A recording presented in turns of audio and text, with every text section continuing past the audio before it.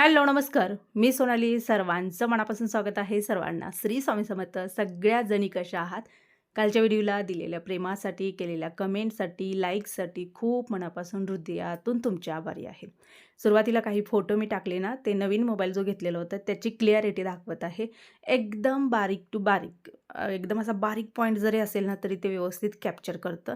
अगदी लांबचा असू दे, जवळचा असू दे. असं चला, मी आदल्या दिवशी तुम्हाला म्हणजे कालच्या व्हिडिओमध्ये शेअर केलं होतं. वैभवलक्ष्मी व्रताची मांडणी, पूजा वगैरे या सगळ्या गोष्टी शेअर केल्या होत्या. उत्तर पूजा थोडीशी शेअर करते. बघा, सुरुवातीला मी दिवा लावून घेते, त्याच्यानंतर हळदी-कुंकू वाहते आणि जेवढं काही फुलं हे आता निर्माल्य झालं. मला काल का परवाच एक कमेंट होती की फुलांचं काय करता? काही नाही, बाहेरच्या साईडला एक जागा आहे, आम्हाला मोकळी पेस आहे, तिथे आम्ही टाकतो. काही उगवतात, काही तिथंच खत म्हणून म्हणजे तयार होतं. पण तुमच्याकडे असं जर तुम्ही फ्लॅटमध्ये वगैरे राहत असाल तर तुम्हाला जागा नसणारच आहे. अशा वेळेला तुम्ही काय करू शकता, तर एखाद्या पिशवीमध्ये साठवू शकता आणि नंतर अशा ठिकाणी शक्यतो नद्यांमध्ये, पाण्यांमध्ये असं टाकण्यापेक्षा ना, तुम्ही एखाद्या अशी जागा आहे मोकळी तिथं टाकून द्या. कुजून त्याचा खत तयार होतो. पण पाण्यामध्ये ते काय होतं की ते सडलं जातं, पूर्ण कुजलं जातं आणि त्याने ते सगळं दूषित होतं. ज्यांना काही प्रॉब्लेम असेल त्यांनी ते करा. ज्यांना प्रॉब्लेम असेल त्यांनी तिथं म्हणजे जर तुमच्या एरियात थोडीफार जागा असेल, जिथं माती वगैरे असेल तर तिथं टाकलं तरी चालेल. एकदम साठवून जरी टाकलं तरी पण चालेल. पण हे निर्माल्य असतं, याला कचऱ्यात कधीही टाकू नका. कारण ते म्हणतात ना, की आपण सेवा केलेली असते. सेवा म्हणजे साधी असू दे, पूजापाठ वगैरे केल्यानंतर आपण फुलं वाहतो. त्याच्यानंतर त्यांच्या ते चरणाशी असतात आणि तेच उचलून जर आपण ते कचऱ्यामध्ये टाकणं एकदम चुकीचं आहे. उनका व्यवहार बदल जाता है और वही लोग कहते हैं तुम पहले जैसे नहीं। हाँ, अब क्योंकि पहले तुम खुद के नहीं। श्री कृष्ण कहते हैं क्योंकि तुमने देना सीखा और रोकना नहीं सीखा। माझ्या दिवसाला तर सुरुवात झालेली आहे. सकाळ-सकाळी मला ज्यांचे विचार आवडतात त्यांचं मोबाईलला लावून देणे. एक म्हणजे मी तुम्हाला शेअर केलेलं आहे, की अनिरुद्धाचार्य यांच्या कथा किंवा स्टोऱ्या येतात. काही फनी पण व्हिडिओ असतात, ज्यातून तुम्ही एकदम मनमोकळेप्रमाणे हसू शकता. काही असे विचार त्यांचे असतात, ज्यातून आपण आपल्या रोजच्या दैनंदिन जीवनामध्ये घेऊ शकतो आणि थोडंफार त्याचबरोबर मी प्रेमानंद महाराजांचं पण लावून देते. म्हणजे यामध्ये आपलं काम पण होतं. स्वयंपाक करताना बऱ्याच वेळेला आपल्या डोक्यामध्ये खूप विचार येतात, घर प्रपंच, मग चांगले असू दे, वाईट असू दे. वाईट पण येतं म्हणजे काय, टेन्शन म्हणा, काय असेल, म्हणजे भरपूर साऱ्या गोष्टी असतात.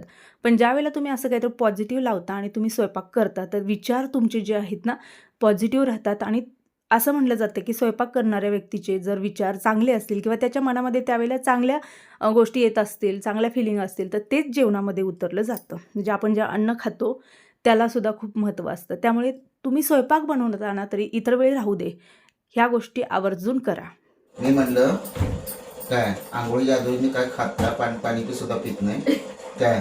तर जर मला हट्ट चहा पिऊन जावा, चहा गरम केलाय परत गरम करणार नाही, ही असली दादागिरी हिची. सगळं उलट माणसानं आंघोळ करून सगळं करावं. हां, तर हिचं कसं आहे, नाही हिच्या म्हणण्याप्रमाणे म्हणजे आता हिचा चहा तापलाय तर चहा पिऊनच जावं. माणसाने किती खोटं बोलावं, ठीक आता किती खोटं बोलावं. दे आता चहा चल. देत नाही मी आंघोळ केल्याशिवाय चहा. मी कॅमेऱ्यात बोललो म्हणून आता असं नाही काही नो, एक नंबरची सगळी गधडी आहे ती. बिना आंघोळीचं चहा पाणी मागतात, मी देत नाही बिना आंघोळीचं. माझं कसं आहे की आंघोळ करा काय असेल ते. या लोकांचं कसं आहे बिना आंघोळी चाललो होतो ना, जा थांबवर चहा फुटतोय का काय. मी परवाच प्रश्न विचारला होता की साई चहामध्ये मिक्स करून अशी फेटून कोणाला प्यायला आवडते. भरपूर साऱ्या जणींच्या कमेंट आले की मला पण आवडते. साई मी आता सध्या ना लावत नाही, कारण ही विकतची जी आहे ना ती जास्त दिवस साठवावी लागते, मग पुन्हा त्याचा कुठेतरी वास वगैरे असं येतो. त्यापेक्षा खाण्यामध्ये किंवा एखादा पदार्थ गोड बनवला तर त्याच्यामध्ये टाकून देते. आणि जर वाटलं तर मग पहिलं कसं होतं की 1.5 लिटर दूध, आता मी दूध कमी केले, मी फक्त 1 लिटर दूध आणते. कारण का आता ताक भरपूर प्रमाणात आम्ही डॉगींना घालतो आणि ताक जे आहे ते विकतच आणते सध्या. भलेही दुधाचं जरी लावलं तरी आहे ते घरातल्यांनाच पुरत नाही आहे. मग त्यामुळे प्रॉब्लेम काय होतं की डॉगींना घालायला अवघड होतं. आणि तुमच्या ज्या कमेंट आलेल्या आहेत त्यानुसार त्यांचा आहार बदलूया, फक्त थोडं हे पूजापाठ जाऊ दे. हां, अंडी मात्र त्यांना मी देत असते आठवड्यातून एकदा किंवा 2 वेळा शिजवून. आज ना मी तुम्हाला कारल्याची भाजी शेअर करीन. अजिबात कडू झालेली नव्हती. बघा, स्वच्छ चिरून घेतले. वरचा थोडासा असं राट भाग असतो ना तो काढून द्यायचा, काढून टाकायचा. म्हणजे आपलं जे आपण ज्यानं साल काढतो त्यानं काढला तर चालेल, चाकून काढला तरी चालेल. चिंच एका साईडला भिजत घातलेली आहे. मी आजच्या ह्याच्यामध्ये गूळ वापरलेला नाही, नुसती चिंच वापरली. याच्यामध्ये मी थोडासा कांदा वापरणार आहे. साध्या सिंपल मसाल्यामध्येच केलेलं कारलं अजिबात कडू झालेलं नव्हतं आणि हे कारलं तुम्ही अगदी 2-2 दिवस शिजवून म्हणजे ठेवून एकदा गरम करून तुम्ही खाऊ शकता. कारलं तसं तर लवकर खराब होत नाही. इतर भाज्या म्हणजे जसं की बटाटा, त्याला जरा काय केलं की दुसऱ्या दिवशी बघायला गेलं तर त्याला लगेच तार सुटते. आळूची वडी म्हणजे बेसनाचे पदार्थ लगेच खराब होतात. बटाट्याचे म्हणजे खराब होतात. इतर भाज्या पण होतील, पण कारला असं आहे की ज्याला लवकर तार येत नाही ना वास येत नाही आहे. तर सुरुवातीला मी काय केलेलं, जी कढई आहे ना त्याच कढईमध्ये, कारण रात्री यात पापड तळलेले होते आणि पापड तळल्यानंतर त्याला म्हणजे फेसका येतो. तर बऱ्याच जणींनी सांगितले की पापड खार वगैरे वापरलेला असतो त्याच्यामुळे येतं. तर खरंच मला माहीत नव्हतं. बरं झालं माहीत झालं. सांगितलं, तुमच्या मनापासून आभारी. तर आता कारल्यासाठी मसाला काय घेतला आहे बघा. कांदा घेतला आहे, टोमॅटो घेतले, आलं, लसूण, थोडंसं तीळ घेतलेलं आहे. कोथिंबीर तर नव्हती. असेल तर एकच नंबर, पण नव्हती. आजच्या ह्याच्या जेवणामध्ये मी कुठलंही शेंगदाण्याचं कूट वापरलेलं नाही वांग्याला. हाय असं आपलं म्हणतात ना चटणी मिठातलं वांगं केलेलं आहे साधं. हे जवस जे आहे ते हे जवस खाण्यासाठी आणलेले होते. खूप दिवस झालं तसेच होते डब्यामध्ये. आता विचार केला की याची चटणी करायची. आज करायची ठरवलेली होती, पण नाही मला जमलं. त्यामुळे मी नीट करून तसंच ठेवून दिलं. एखाद्या दिवशी तुम्हाला जवसाची चटणी पण रेसिपी शेअर करेन. खूप सिंपल रेसिपी आहे त्याची. जवस असू दे, शेंगदाणा असू दे, कारळ असू दे, यांना फक्त भाजून बाकी जे आहे ते टाकून एकदम साधी सिंपल होते. आता वांगं जे आहे ते काढून घेतलं आणि त्याच कढईमध्ये जिरं मोहरीची फोडणी दिली. मला परवा कमेंट होती, ती कमेंट हायलाईट पण झाली की तुम्ही तवा म्हणजे कढई ठेवली की लगेच तेल टाकता आणि लगेच फोडणी टाकता. तर बघा, तुम्हाला व्हिडिओमध्ये खूप गोष्टी कटिंग करून मी जर माझं नुसतं स्वयंपाकाचंच दाखवलं ना, तर मग तुम्हाला 1 तास पण पुरणार नाही आहे. कारण जेवढा वेळ लागतो तेवढ्या वेळाचं जर दाखवलं तर. त्यामुळे खूप कटिंग करून फास्टमध्ये मी दाखवते. त्यामुळे तुम्हाला वाटतं. अन्यथा जिरं आणि मोहरी तडतडल्याशिवाय, कारण ज्यावेळेला मोहरी कच्ची राहते त्यावेळेला कडवट जो असतो ना आपल्या जेवणामध्ये, ते दाताखाली आल्यानंतर कडवटपणा जो आहे तो जाणवतो. त्यामुळे मोहरी जी आहे ती तेलामध्ये फुटणं गरजेचंच आहे. तो तडका जो आहे तो व्यवस्थित जर बसला तरच आपल्या भाज्यांना चव असते. सगळा मसाला जो आहे तो भाजून घेतला. त्याच्यानंतर त्याच्यामध्ये कारली टाकली आणि चिंचेचं पाणी, भरपूर प्रमाणात चिंचेचं पाणी मी टाकलेलं आहे. चवीनुसार मीठ टाकलेलं आहे. याच्या व्यतिरिक्त कुठलाही मी मसाला वापरलेला नाही. गरम मसाला अर्धा चमचा टाकून व्यवस्थित शिजवायला ठेवलं. रात्रीचा शिरा राहिलेला होता, त्याच्यामध्ये थोडंसं दूध टाकलं आणि आम्ही दोघांनी याच्यावरती नाश्ता केला.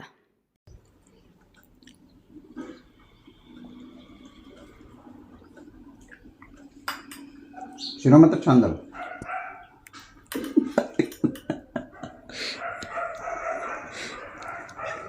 तर सुरू केल्यावर शिरा मात्र छान झालाय. का बरं नकोय? काय कमी आहे त्या शिऱ्यात? कमी नाही ग, एवढ्या सकाळी एवढी भूक लागत नाही मला. गोड म्हणलं की मर्यादा आहे. मग तुम्ही लई खाताय का? थोड्याला मर्यादा आहे. स्वयंपाक वगैरे झालं की नंतर मी देवपूजा केली. पहिला उत्तरपूजा करून घेतली, नंतर थांबले, स्वयंपाक केला, त्याच्यानंतर मग देवपूजा करून घेतली आणि त्याच्यानंतर मग आज कपडे थोडेसे लवकर लावले. तर वारं बघा किती सुटलेलं आहे, भयंकर. जेवढा मोकळा एरिया तेवढं वारं भरपूर. आता इथे कपडे टाकलेत ना तर अर्ध्या तासात वाळून होतात.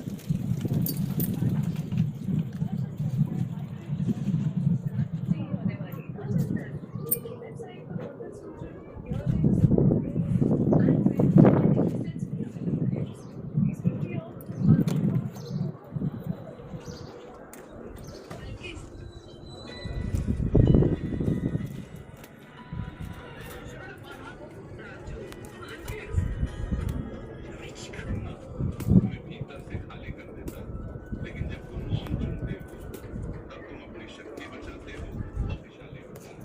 मौन तुम्हें प्रत्याशी बना देता है। मन में ही मन की असली आवाज सुनाई देती है।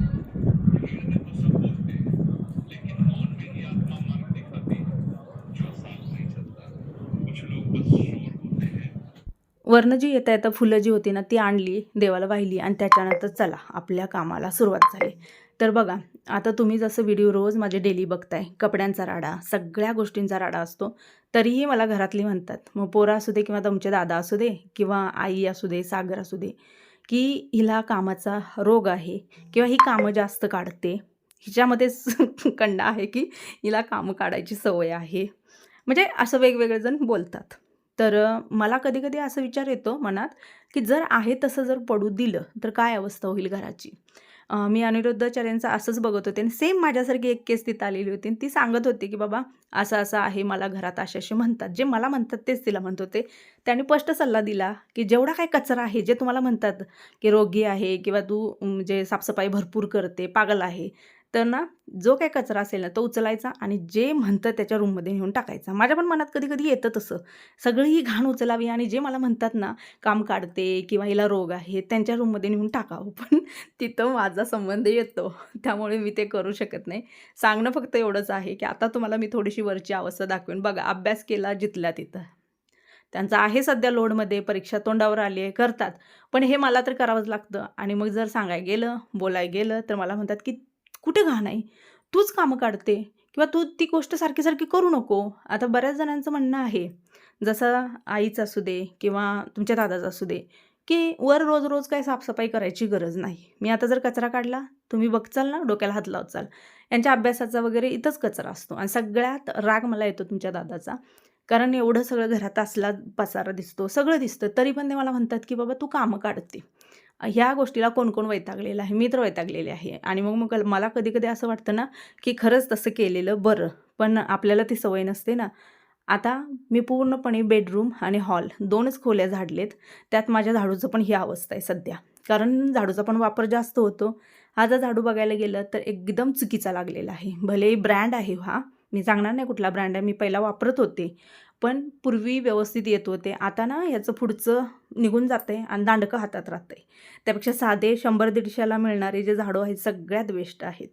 ते जर झाडू आपण वापरले तर माझ्या मते 2-2 वर्ष तरी बघावं लागत नाही आणि हा जो झाडू आहे ना, या झाडूनं कचराच निघत नाही. एकदम बारकाईनं वाकून झाडावं लागतं. आता समोर बघा, एवढा कचरा जर डेली निघत असेल तरी पण घरातले आपल्याला म्हणतात की बाबा ही रोगी आहे, तर अशा ह्याला काय करायला पाहिजे. आणि राहिली गोष्ट हा पोर्च, सध्या पोर्चमध्ये तर एवढा पसारा आणि एवढंही आहे, कारण सगळं साड्यांचं वगैरे हे ते अजून पॅकिंगच्या ज्या आहेत एका साईडला काढलेले जातात, म्हणजे आणलेले जे असतात ते एका साईडला ठेवलेले जातात. खूप गोंधळ असतो इथं आणि इथलं जर डेली नाही व्यवस्थित केलं, स्वच्छ केलं तर आणि ते 4 पटीने वाढणार आहे. पण ह्या लोकांना ना 4 पटीने वाढू दे, नाही तर 10 पटीने वाढू दे. या लोकांना कचराच दिसत नाही. मला काही कळतच नाही आहे असली कसली आहे ती.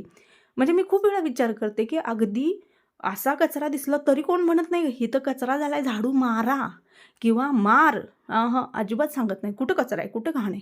असं कोणाकोणाच्या घरात आहे, आपल्या तर आहे आणि ज्यावेळेला अशा पूर्ण फॅमिलीमध्ये आपल्यासारखी जर लोकं येतात, त्यावेळेला त्यांना खूप त्रास होतो. कारण आपण बोलतो ते त्यांना पटत नाही आणि सगळ्यात घरात जर बघायला गेलं तर मी खूप स्ट्रिक्टली आहे. ही माझी ओळख झालेली आहे घरामध्ये. म्हणजे दादा असू दे, किट्टू असू दे, आर्यन असू दे. त्यांना जर तुम्ही विचारलं की पप्पा का मम्मी, ते म्हणतात मम्मी कडक आहे, पप्पा सॉफ्ट आहेत. का? पप्पा काय बोलतच नाहीत आणि पप्पा काय ते बघत पण नाहीत. मम्मी वेळोवेळी शिकवते आणि लक्षात ठेवा की जे कडक बोलतात किंवा जे थोडेसे जे रागीट वाटतात ते त्यांच्या हितासाठीच सगळं बोलतात. हे यांना आता नाही कळणार, मुलांना असू दे किंवा कोणालाही असू दे. या सगळ्या गोष्टी यांना नंतर कळणार आहे. ज्यावेळेला मुलं मोठी होतील त्यावेळेला त्याचं महत्त्व म्हणजे कळणार आहे आणि आपण थोडासा धाक देऊन शिकवलेल्या गोष्टी त्यांनाच उपयोगाला येणार आहेत.